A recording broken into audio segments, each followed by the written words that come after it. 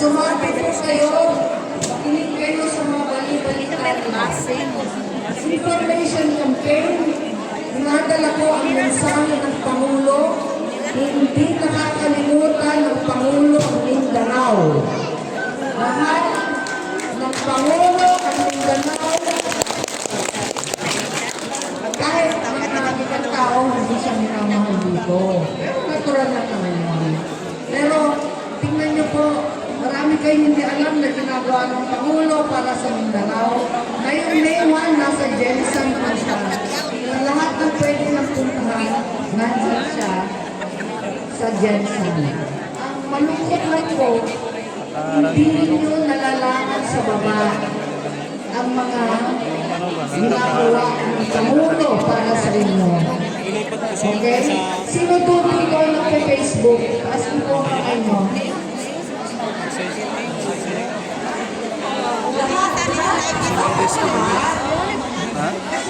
Okay? Ang Facebook, napakamahalaga. Doon natin makikita kung anong nangyayari sa bansa natin. Pero, ang Facebook din ay ginagawang instrumento ng hindi magagandang bagay. Paano nangyayari yun? Ha? Paano sir? Eh, yung mga kapitbahay na magkakaaway. Ito po sila tugtog sa mga kapitbahay nila. Pero pinaka-importante, fake news. Okay po? Hindi na natin ngayon alam kung ano ang totoo at ano ang hindi. Ito lang po ang sasabihin namin. Kung hindi na nabasa sa mga mainstream media, hindi na nabasa sa ABS-CBN, GMA, TV5, ito pa ba? Radyo Pilipinas, Philippine Star Inquirer, pag hindi nyo nabasa doon, hindi totoo. Chismis. Okay? Okay yun. Ano na yung na-fake news nyo na gimbal-gimbal na nakita nyo? Pwede nyo mag-share? Kung ano-ano? Di ba? Message for Paulo Francisco Paulo? Narinig nyo ba yan? Eh, nakikita naman natin araw-araw ang Pangulo. Malusok, tumatakbo. Di po ba? Nagdadagin pa. Pero natural sa kanya na mapagod, magkasakit, pumayat, kagaya natin. Hindi naman yung Diyos eh. Okay? Na, ang patay na daw siya. O sige, pagbigyan na natin kasi AI na daw. Alam niyo kung anong AI? Ang AI na yun kasi, isang technology yun, na akala mo, yung taong yun, siya ang nagsasalita mismo. Parang totoo. Pero fake. Okay?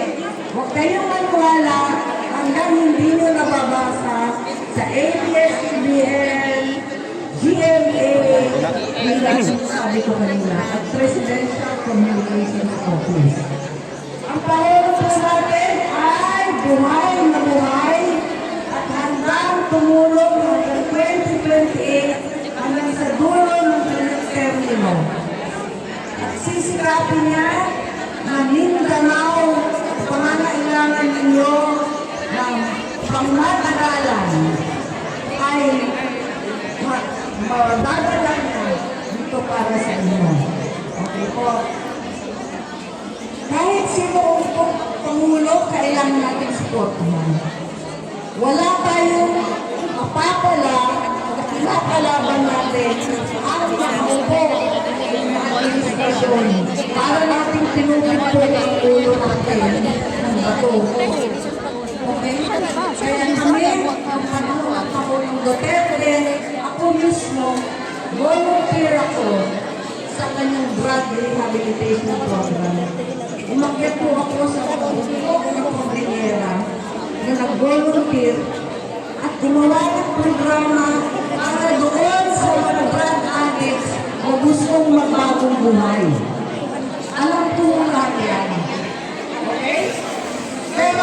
masaganang administrasyon tayo. Kaya ako naman ngayon ay nasa Dinagat para makita kayo lahat at marinig ang problema ninyo. Okay po. So,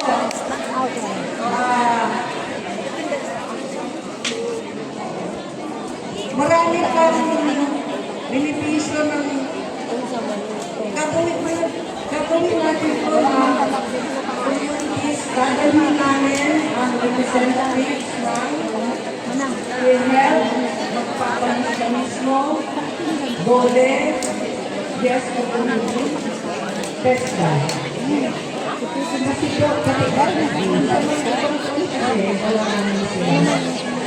At ano sabi, kapag grupo-grupo tayo, nalaman nila, pwede tayo sa STI para magdala ng 20 pesos na bigas dito sa atin. Ang padala.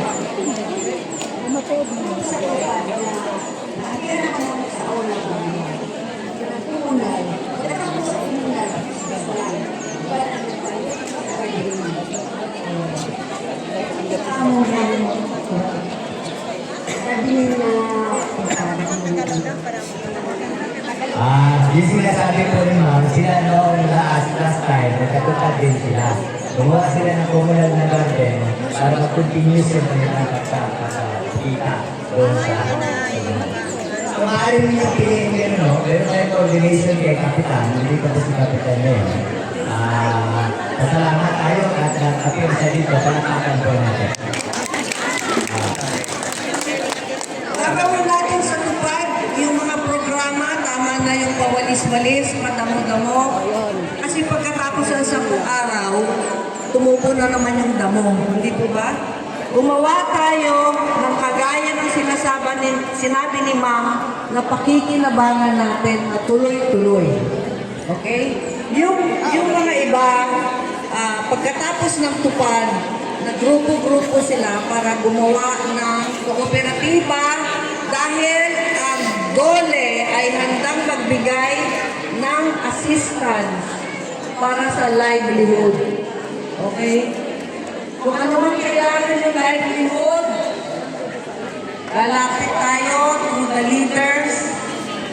Kung gusto nyo magkaroon ng training sa manikurista, magmasahe, etc. I-coordinate ng mga leaders natin, blessed sa NPR, gumawa, dalhin sa mga barangays yung mga training. Okay? Si Dole, DSWD, TESDA, nagbibigay yan ng kapital, pero hindi pera.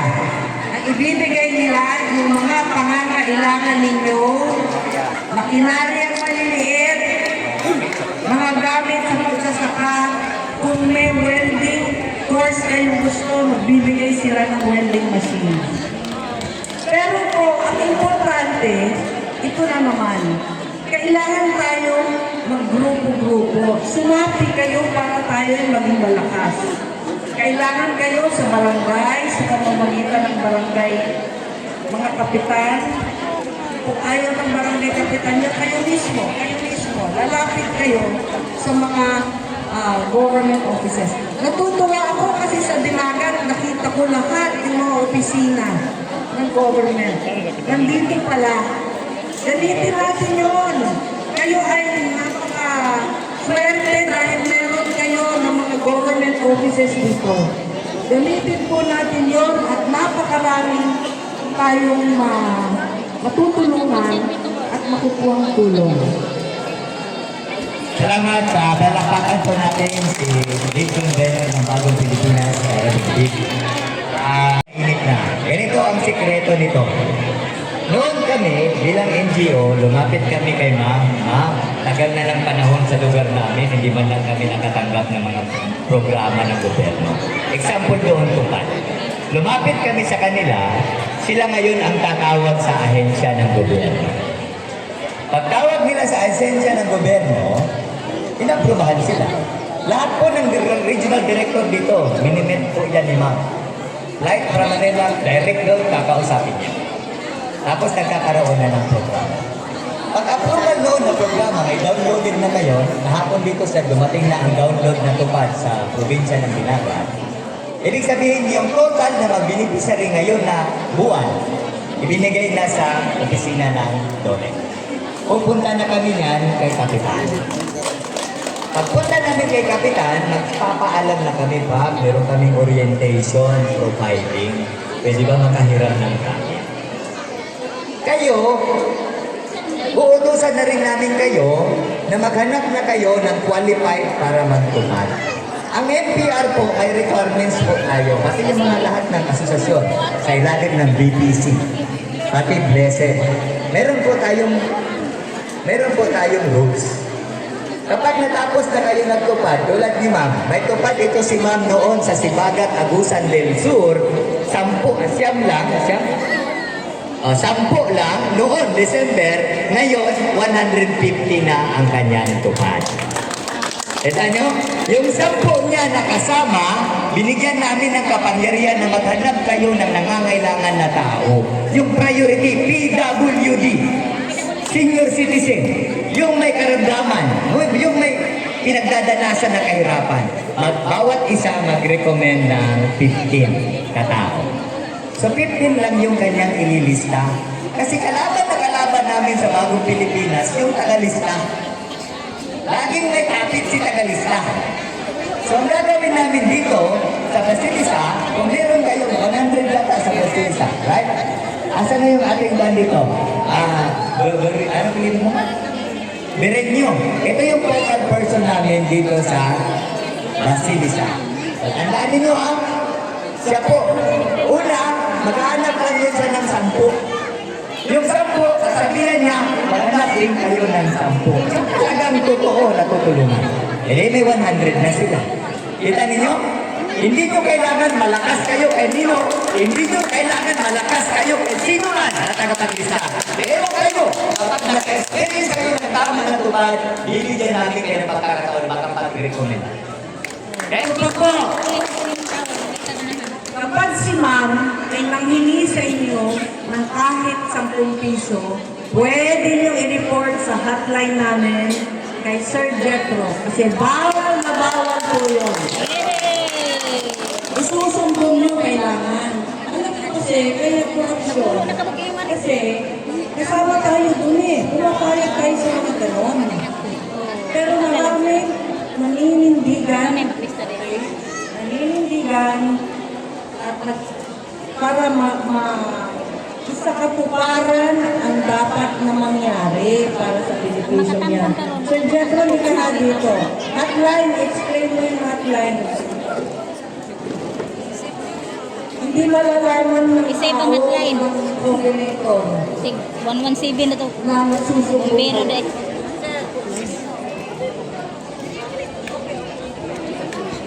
Okay po, good morning po sa lahat. Hello!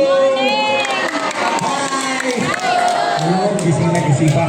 Okay, so, nabanggit nga po ni Ma'am Claribel, aming lead convener, is meron po sariling monitoring si BPC. Bukod po sa DOLE, meron po tayong internal monitoring system. Na kung saan, nabanggit nga po niya po na meron tayong kapangyarihan pumili. This time naman, makapangyarihan din tayong Hindi na ka makapili sa ibang ng mga irregularities, anomalya, kasi kalaban naman namin sa Bagong Pilipinas yung korupsyon. Kahit 10 piso man yan, 100, 1,000, same lang po yung korupsyon pa rin yun. At allergy po kami sa korupsyon. So meron po kami pamimigay na information like flyers, may mga numbers po doon. Kami po yung makakasagot doon.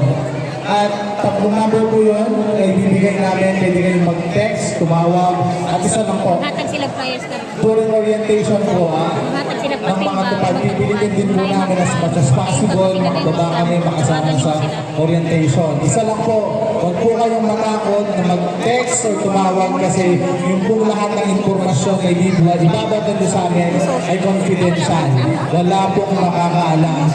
Hindi po makakarating kay Marites. Marami po Marites dito. Yun. Salamat po. Okay. masyado na mainit. Ito pa isa na hingin ko ng pasensya pa. Supposedly, nandito ang PhilHealth.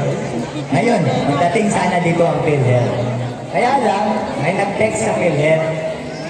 May nagsabi doon na hindi matutuloy dyan. Kaya nagsabi si PhilHealth, nanghingi siya ng tawad ngayon, hindi siya makakapunta kasi akala niya hindi matutuloy. So, sana po, iwasan natin, fake news na naman yun. Di ba? Pero parang hindi fake news, deliberate attempt talaga na hindi kayo makapunta. Sana lang po, maghingi kami ng tawad kung kanino man. Ang sadya lang po namin dito ay magbigay ng programa. We can coordinate. Ako, kilala ko yung governor ninyo, si Jimmy Ray, kasama ko siya. Kami naman, kilala niya si gobyerno. Taga-Davao kami dalawa pareho. But then, hindi ako nakaabuso na tawagan ko, punta nga dito, mag-get tayo. For the first time ulit. Kita na naman tayo. Si Dato Hindi, Apo. ayoko ng ganun. Dato Apo. Kasi ma'am, napakasimple Nami tao piso, kita niya. Apo apat. Pero kapag nakikita yan ng DILG, ng DOLE, i-escortan pa yan kahit saan napunta. Ganun lang po kami kasimple na tao, hindi nga nyo nakita. Doon sa ibang lugar, puro kami may mga army, may mga police, mga katabi namin may intelligence. Saka hindi lamang DOLE ha. Tandaan ninyo, hindi lamang DOLE ang magbabantay sa inyo kung mayroon kayong kalukuhan. Yung man, kausap lang namin kahapon. Tupad pasada. Meron ng tuwat, katlate, hindi DSWD. Merong special ng tupad. I-special mo kayo yung mga lalo. Iba pa sa DSWD yan eh. Meron pa. Ang toli din, mga may drivers dyan. Okay? Ipapababa ng NPR at saka dresses. Siyempre, yung kanin mo. Pero meron na kayo ngayon, di ba? DSWD. Meron na, nakakuha na kayo. Hindi lahat. Okay, baka tignan natin, makakuha kayo sa dole. Di ba? Meron, kailangan siyempre, meron kayong lisensya o RCR, yung mga ganun. Okay po. Kaya kayo, magpapasalamat ako sa mga senior citizens talaga.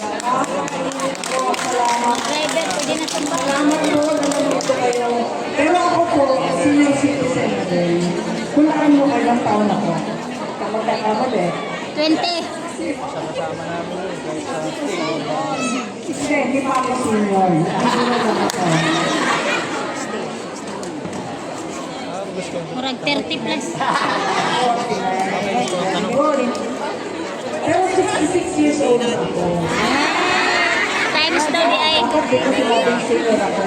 So tayo mga senior dapat maging active, makiisa. In fact, dahil wala na tayong masyadong nagkakaabalan, nag-aala-alangan na lang tayo, tayo dapat maging active sa barangay natin. So maraming kong salamat sa inyo. Okay, at tapusin na po natin, huli na lang mensahe para sa lahat. Ang patuloy lang po na koordinasyon ninyo sa aming mga pokal, mga leader.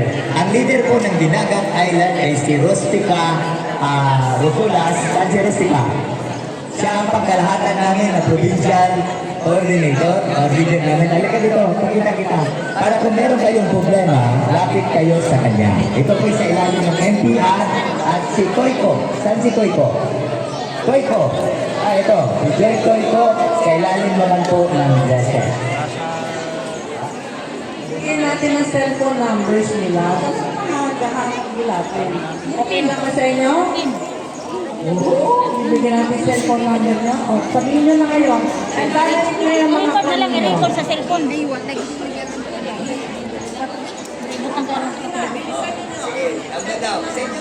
Cellphone number, yun ang music.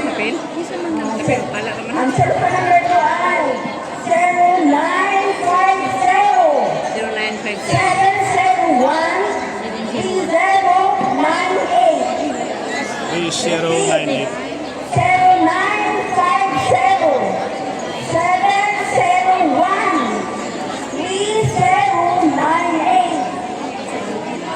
Ang sa akin naman po, sa Blessed Movement ay 09260-439-244. Again, 09260-439-244. 4. Kahit sino dyan, iisa tayo, bagong Pilipinas citizen. Okay? Okay, balakbakan para sa ating mga leader dito.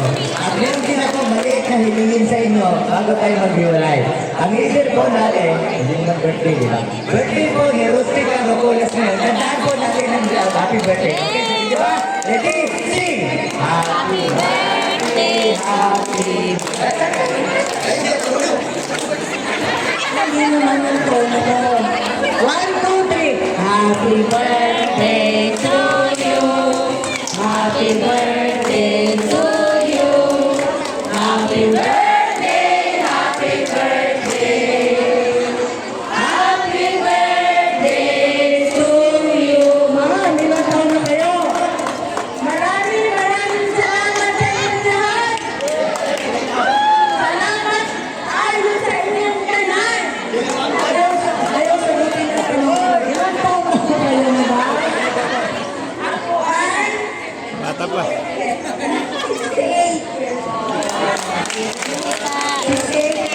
ang happy. Okay, last at huli po. Kap, yung pasalamat namin kahit pa paano dumating po kayo. Kaya lang po, sa ninyo, basta meron kami mga pagpupulong nito, may pupunta po sa amin ng mga mayor. Isa lang po. Para po, sapat na po yun sa amin. At makakaasa kayo pa, mula po sa mga program.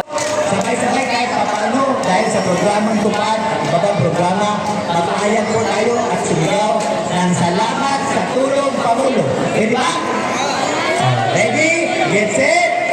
1, 2, 3. Salamat sa tulong Pangulo. Sabi ba? Para marinig niya, padala natin doon sa taas. Ready? Get set?